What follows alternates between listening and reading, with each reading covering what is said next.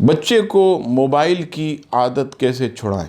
موجودہ دور میں تو یہ روش عام ہو چکی کہ بچہ یا بچی چند مہینے کے ہوں، رونا شروع کرتے ہیں تو فوراً والدین ان کے ہاتھوں میں موبائل دیتے ہیں۔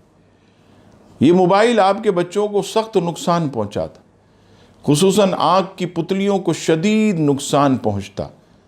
آپ خود دیکھ لیں، 30-40 سال کی عمر کے بعد کہیں کوئی اینک والے لوگ نظر آتے، اب تو 5 سال کا بچہ بھی اینک لگاتا ہوا نظر آتا۔ یہ سب کیا ہے؟ یہ سب موبائل کی وجہ سے۔ اب آئیے یہ عادت کیسے چھڑوائیں؟